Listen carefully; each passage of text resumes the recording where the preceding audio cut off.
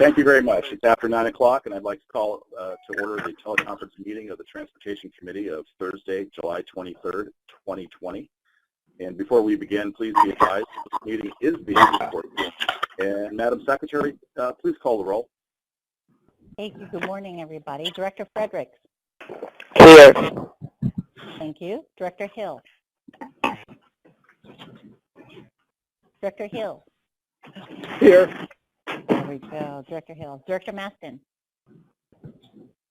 Absent. Director Sears. Here. Present. Director Sobel.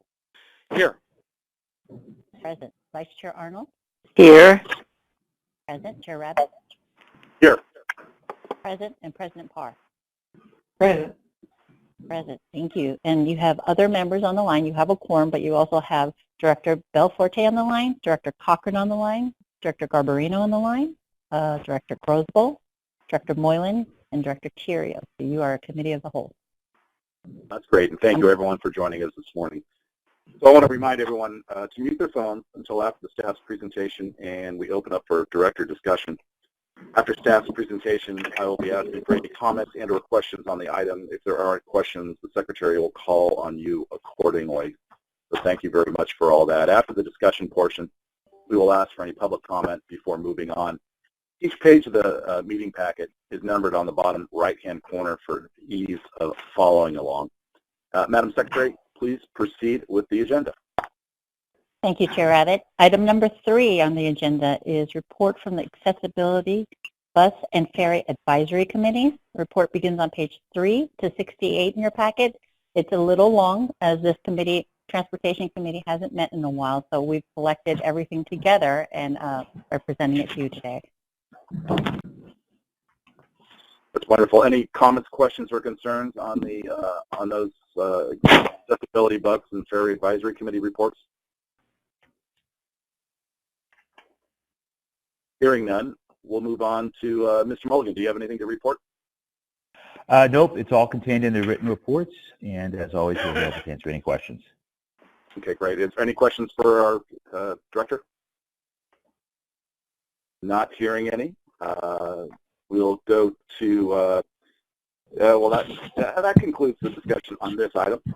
Before we move on, is there anyone from the public wishing to speak on any of the above items? Madam Secretary, is there anyone out there? We're going to poll the public right now. We have no speakers for this item.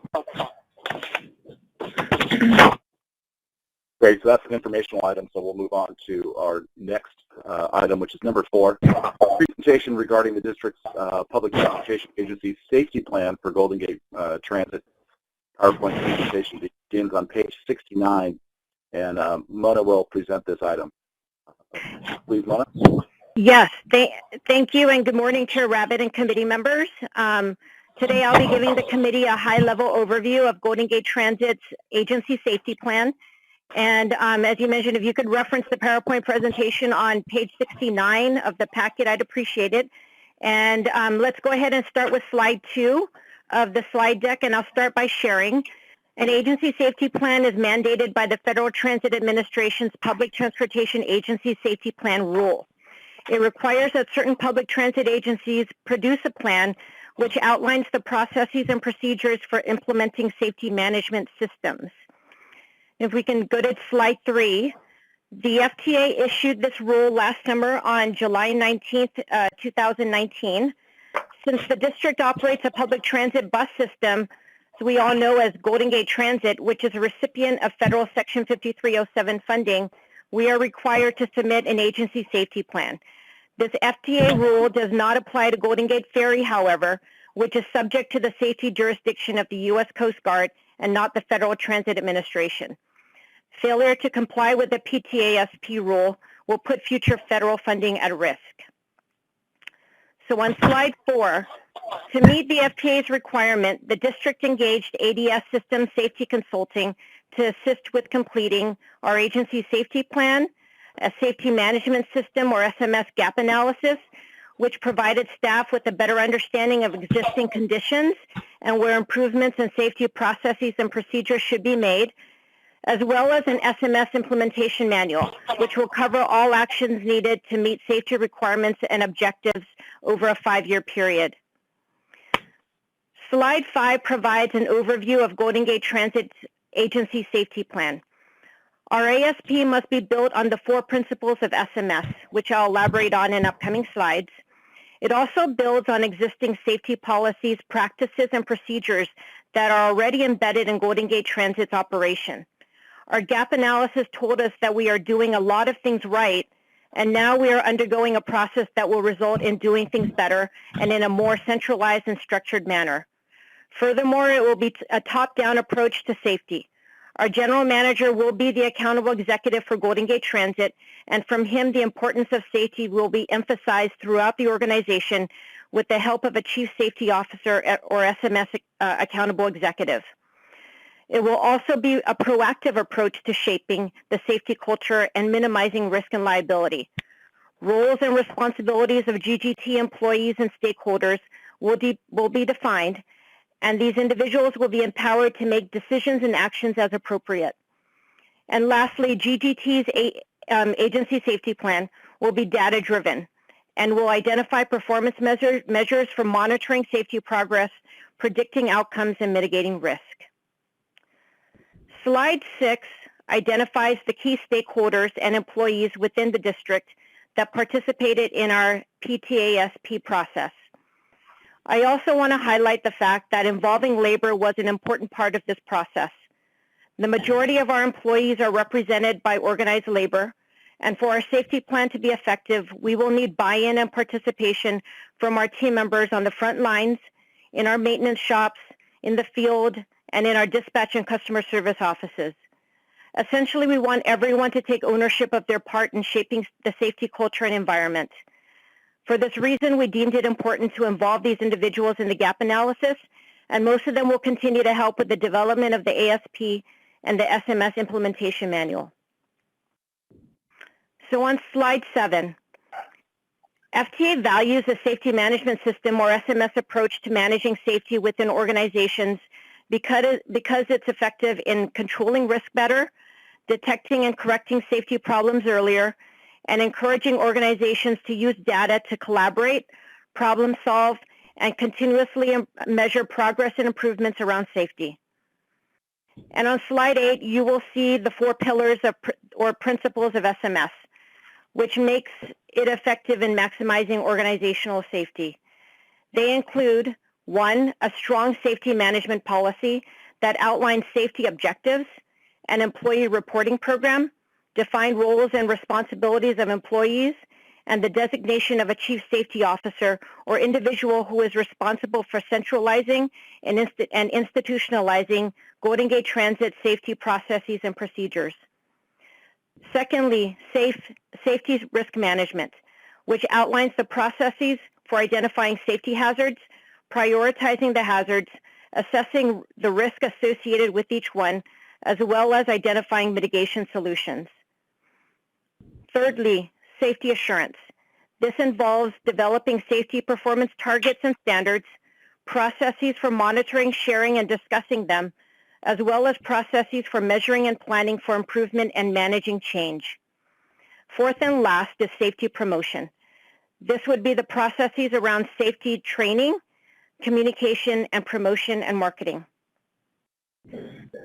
Slide 9 lists out the minimum requirements of Golden Gate Transit's agency safety plan. Bottom line, this is what is needed at a minimum to comply with FTA's Public Transportation Agency Safety Plan, or PTASP rule. Some highlights for this committee to note are GGT will need to designate a Chief Safety Officer or SMS Accountable Executive, which will be a new role for an existing staff member. Approvals by the General Manager or Accountable Executive, as well as the Board of Directors, are needed by December 31st, 2020. Our ASP is a living document, and it must be updated as needed and certified annually with the FTA by June of each year. And any significant changes to the ASP content must be approved by the board. This basically means that the board is also taking some ownership in the shaping of the safety culture and environment at Golden Gate Transit. Slide 10 provides a general overview of how we move forward from here, which I basically just touched on throughout the presentation. And I'd also like to add that today's presentation is meant to serve as a reference and guide for when we finally bring our ASP to this committee and the board for adoption in the near future. And that concludes my presentation. Again, thank you, Chair Rabbitt and committee members for your time and consideration, and I'm happy to answer any questions. Great. Thank you so much for the work on that, and thank you for the presentation today on the safety plan. Appreciate that very much. Are there any questions from the committee on this item?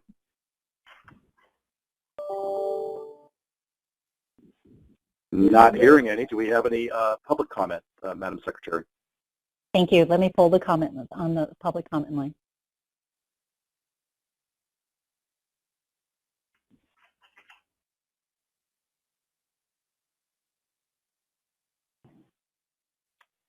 We have no speakers on this item. Okay, perfect. Thank you. And this is an informational item, so we just say thank you very much, Mona, for the great work going forward. Obviously, safety is our #1 priority here at the Bridge. And we'll move on to item number 5. And that's a presentation. If I could interrupt, Director Rabbitt, Jim Maston, I had trouble calling in. There was a wrong phone number, and I am on the line. Okay, great. Thank you. Welcome. Yep. Mm-hmm. Item number 5 now is a presentation regarding the results of the district's COVID-19 bus and ferry passenger survey. PowerPoint presentation begins on page 81, and Kelly Hopper will present this item. Ms. Hopper?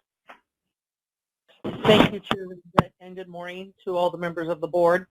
I would like to briefly walk through 2 surveys that we recently conducted for our Golden Gate Transit bus riders as well as our Golden Gate Ferry riders.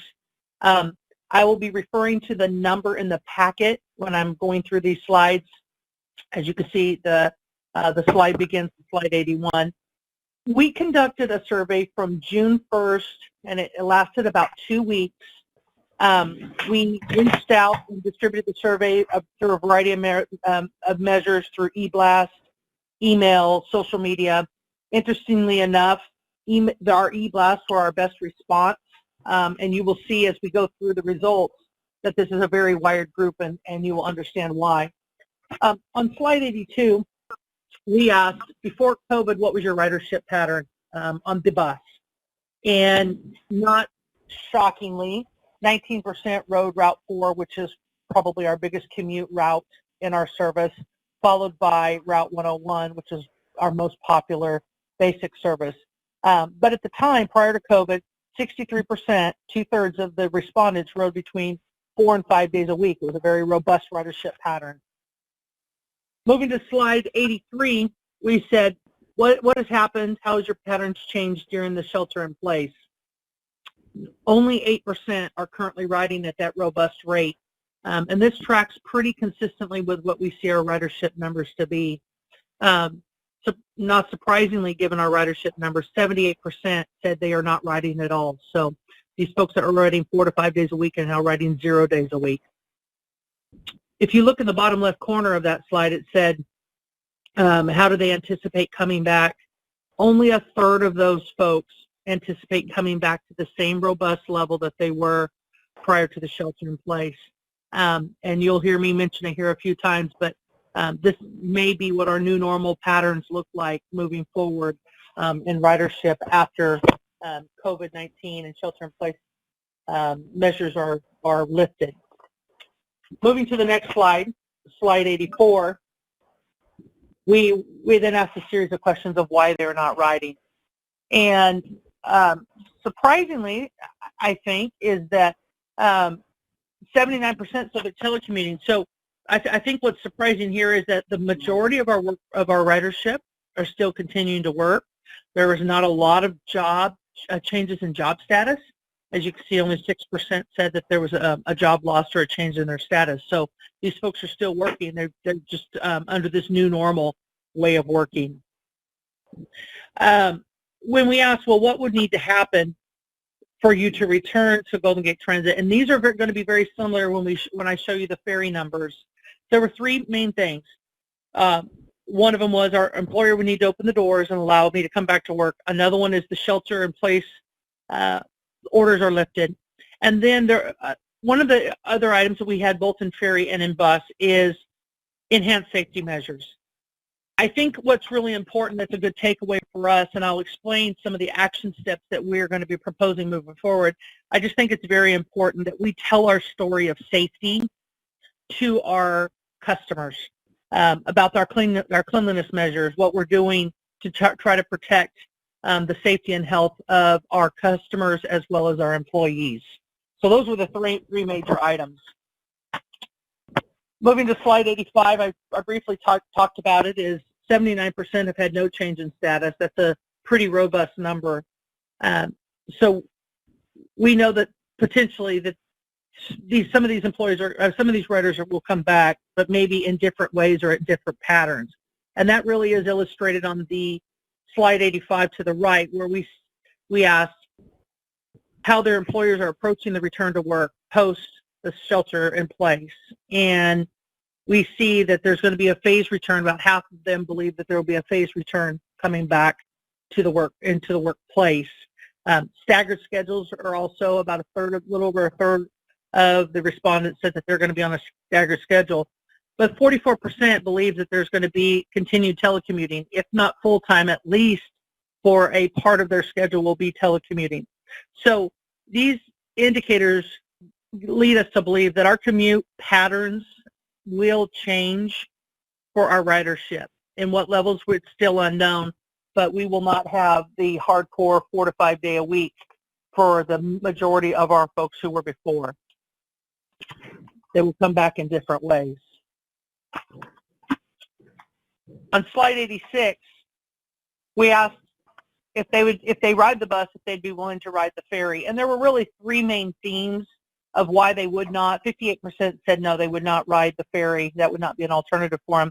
And there's three main things. One was the connectivity, given their travel pattern, what the connectivity was. Another one was it wasn't as convenient, that the ferry was not as a convenient mode of travel for them as the bus.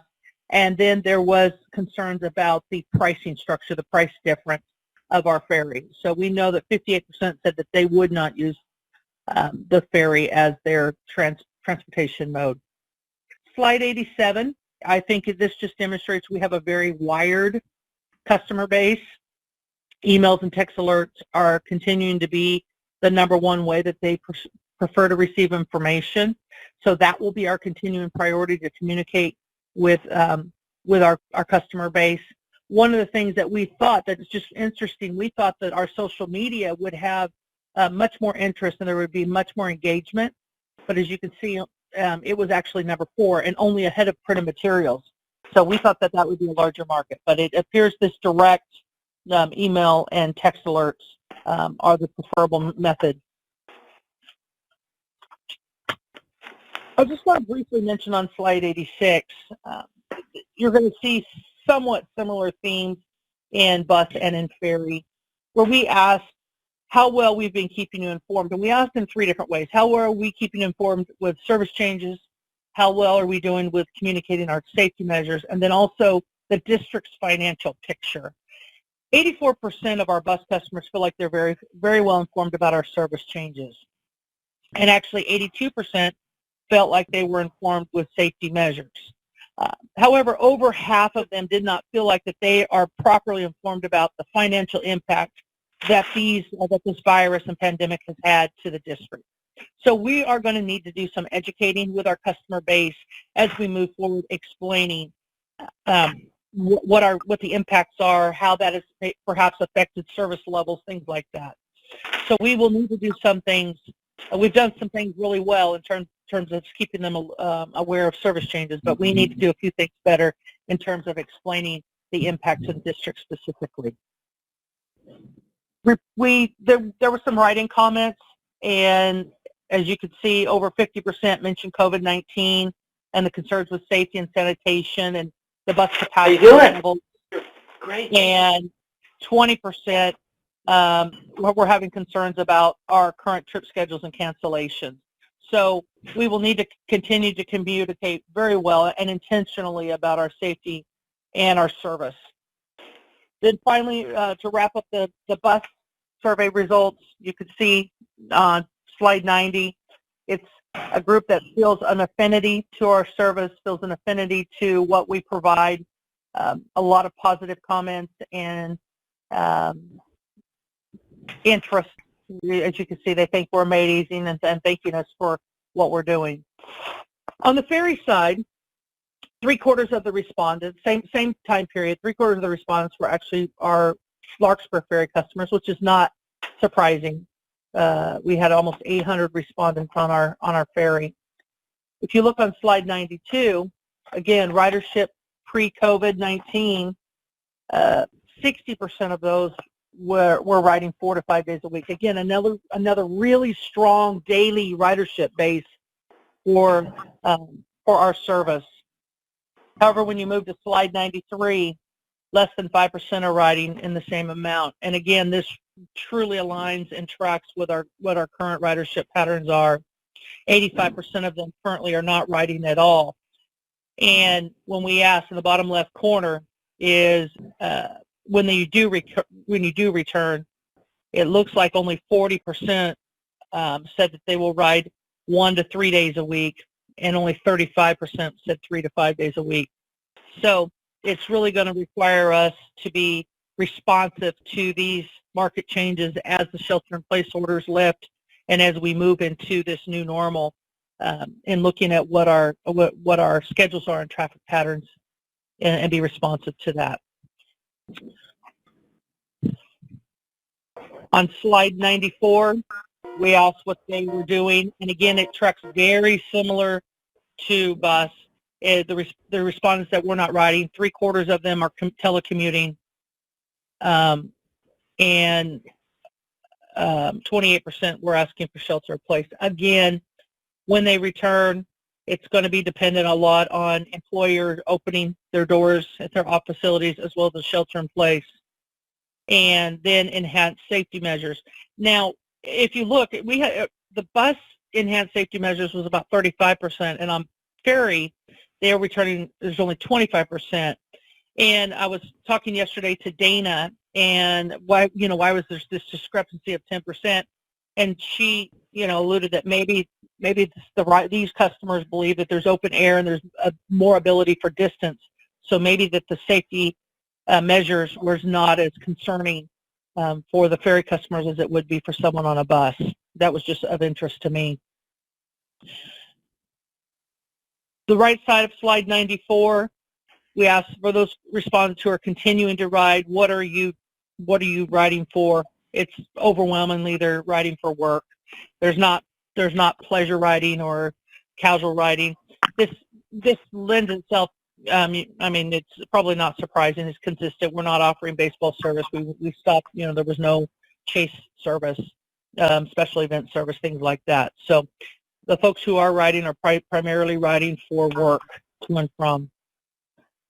Slide 95, again, looking at their employment status. This is a group that still, the majority of them are still employed. Over 3/4 of the market are still employed. When asking how their employers would allow them to return to work once the shelter in place, again, it's the same three that we heard at the bus: phased return, some telecommuting, and then also staggered work schedules. So they will be coming back, but at a different usage rate than they potentially were prior to the COVID. Slide 96, again, a very wired group, which tracked identically to bus. So these folks really want glass communication, so to speak, as opposed to paper. Slide 97, this was, again, this was probably a little more glaring than our bus responses. As we asked those same three questions of how well we've kept them informed. Half of them felt like they were kept informed about service changes. Only 25% of them felt that they were kept informed about safety measures. And then less than 10% were aware of the district's financial impact as a result of COVID. So again, we're going to have some work to do to educate them on the district's financial situation. In terms of the safety measures, I just want to point out that there's already work underway. There's an action plan underway for that. Jim Swindler, Paulo, and Dana are currently working on a communications campaign with a video that's going to explain the district safety, cleaning, and precautions that we're taking, and try to communicate that with our customers. That will be distributed through email, text, web, social media, things like that. So there is already a plan underway to try to explain what we're doing from a safety perspective, very similar to what you're seeing other agencies and even the airline, some of the other areas of transportation, of explaining what precautions and measures we're taking to try to keep our customers and our employees safe. So we saw that was loud and clear, and we've already started working towards that end. Slide 98, just kind of a follow-up to what I just told you. The number 2 most common suggestion mentioned safety. The riders want to hear specifics about what we're doing, not just a general, we're keeping our system safe for you, but they want us to explain why. So we will be doing that video and hope to distribute that as soon as it's done. Again, a very loyal and committed ridership base in terms of the Ferry Love. They all are very supportive, have an affection for our system during this time, and are thanking us. So I have nothing else to add at this point. Well, let me add one more thing. In addition to the safety video that's done, there are several different other action items that Dana and her team are taking, as well as the bus and ferry division, in terms of responding. We know that it's a wired group, so we're going to try to amplify our message using more digital means. We're going to try to grow any kind of communication plans via that as opposed to print material, which is also probably more cost effective as well. And then looking at how, as people are returning to work, how do we determine what our strategy is for service? And there could potentially be another follow-up survey once that is done. And that concludes my report. Mr. Chair, if I could add just one additional comment. Please. In addition to this effort, which was specific to our ridership, we're participating with all the transit operators in the Bay Area with a regional campaign that MTC will take a lead on, because the challenges that we have are similar to all the other transit operators in the region. With the ongoing pandemic, everyone's become a germaphobe. There's a heightened sense of concern about the cleanliness and safety of transit. So at a national level, APTA is taking steps to put out some advertising and some effort to educate people. But in the region, there'll be a concerted effort by MTC. However, in addition to that, we have channels that we can directly touch our customers. And so that's why we're developing specific outreach videos and other items that we can share with our customers, so that they know when their businesses reopen, they can go back to work, that it'll be safe to use our system. And I just want to acknowledge the regional efforts that are also underway that we're participating in with all the other transit operators. Great. Thank you very much, Dennis. I appreciate that. And thank you, Kelly, for the presentation. It is fascinating to see the results at this point in time and how they'll undoubtedly change over the course of time. But you're absolutely right. I think we have some work to do in order to convince people that it is safe and to get back on those buses and in ferries as well. So thank you. Is there any questions, comments, or concerns from anyone on the committee? This is Bert. I've got a question or a suggestion, rather. Please, Bert. Yeah. I'm involved in real estate in San Francisco and the trends in rental and purchase. And there's a conference that I attend every week. I suggest maybe take a look at what is happening in the office buildings in terms of getting rid of a lot of space, what they're looking at and what the market is like, because that will tell at the other end what the employers are planning for when we come out. Just a suggestion in your research. Yeah, that's a great idea. Thank you very much. I appreciate that. Sure. Chair Rabbit, this is Director Belforte, if I could. Please. Thank you. Just to kind of dovetail off what Director Hill is saying, we are seeing an incredibly hot market in Sonoma County in terms of real estate, with people that are leaving their places in the Bay Area and moving up here because they can work wherever they want to work. They don't have to work in San Francisco or the Bay Area any longer. That's definitely true. I've heard that from my friends in the real estate industry here in Petaluma. all cash offers over asking price once again.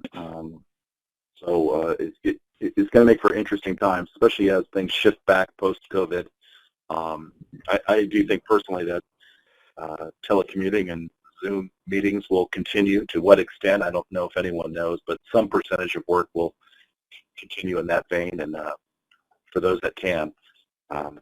So anyone else have any questions? Yes, Mr. Chair. Yeah, dovetailing on Gina and Bert. So wearing my banking hat a little bit, we're hearing from a number of our customers who own commercial real estate in San Francisco that they're starting to look at a period of contraction, which is what everybody's saying, in favor of telecommuting and that sort of thing. They don't know yet what the extent of it will be, but it bears watching, because obviously it has a direct effect on our ridership and the number of people going into the city. As you point out, Mr. Chair, if all cash offers and everything else are happening in the North Bay and the East Bay and other places, people have made a decision that they're not going back to San Francisco. And anecdotally at this point, but probably soon, empirically, we're going to know that that's the case. So just something for all of us to think about. Yeah, no, appreciate that once again. Anyone else have anything? Madam Secretary, is there anyone in the public who has any comments on this particular item? Thank you. We will poll the line. Hang on one second.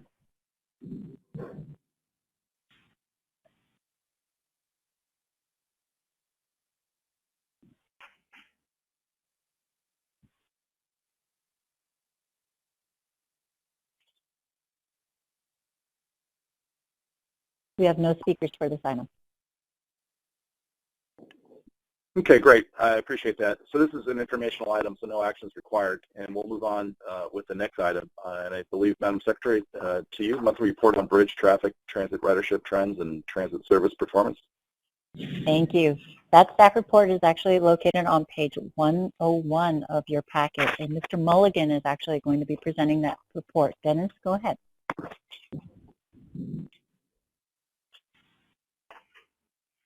Have to remember to unmute myself. I apologize for that. With respect to this item, I wanted to let you know that this, on the top of, I guess it's page 102, which is the second page of the staff report, just want to draw your attention to that first table, because it shows you that we were seeing a slight decline in bridge traffic prior to the advent of COVID-19. And so the rolling 12-month average was showing a pretty consistent, steady decline, something that our CFO, Mr. Wire, had mentioned many times in his reports that he would do quarterly to the Finance Committee. Then with the advent of COVID-19, we saw a precipitous drop in traffic. We had about 4 to 5 weeks where we were down about 70%. And then after it bottomed out in April, we saw a pretty steady decline, increase till about 40% drop. So we're about 60% of normal. And that was continuing, but we've been plateaued now for about 4 or 5 weeks, which is not reflected in the report. So that steady increase from the bottom in April through early June was very encouraging. And when staff did an update between the draft budget and the final budget, we increased the amount of toll money we thought we would receive this fiscal year based on that uptick, and we did a new projection. Earlier this week, there's been a spike in COVID cases, and there has been a tightening of some of the restrictions that had previously been eased, so we're closely monitoring that. But on a rolling 12-month average, things didn't look too different, but those are misleading. Then on the ferry side, you see that in May we're down about almost 99%. It's climbed back a couple percent since then. And then scrolling down to the report in May, our bus was down about 85%. And now our ridership has come up a couple percent, so between 85 and 80% down. So we're carrying about 20% of our prior ridership. Needless to say, that's had an impact on our fare box and toll revenues. But this is just a very brief summary. And you'll be getting regular reports every month now under the finance item that talks about all the things we're doing to reduce the shortfall that we have as a result of the precipitous drop in bridge usage and transit ridership. And with that, I'm available to answer any questions that you might have. Thank you, Janice. Are there any questions of the general manager on this particular item?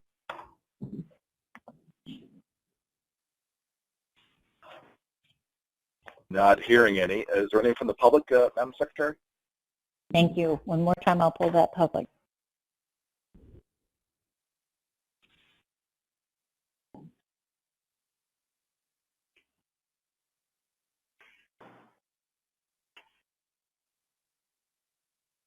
We have no speakers on this item as well. Okay, again, this is informational, so we'll move on to the next item, which is item number 7, I believe. Monthly report on activities related to the Marin Local Service contract with Marin County Transit District. I think does that go back to you? I should just let people know that that link to the Marin Transit and Transit Authority Marin websites are on page 105 of the packet, and I believe this is back to you, the general manager.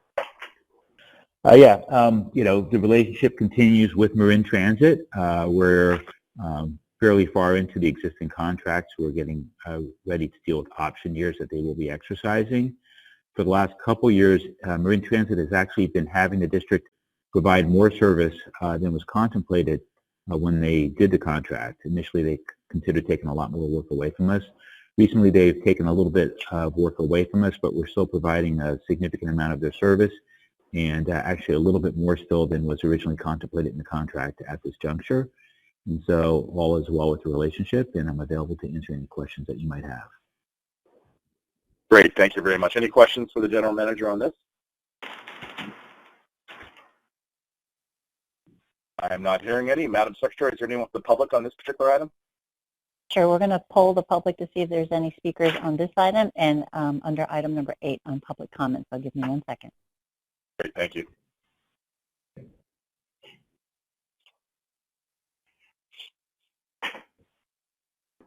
We have no speakers on this item or under public comment. Great. Well, that concludes our transportation meeting today. If there's no other comments by my colleague, if we can get a motion to adjourn the meeting. I'll move we adjourn. Thank you very much. Is there a second? Second. Second. Anyone opposed? We could probably forego our roll call on the adjournment today, and I just want to thank everyone and thank staff, of course, for all the great work and the reports today. Thank you all for joining us as well, and that concludes Transportation Committee today at, what is it, 20 minutes to 10. Thank you.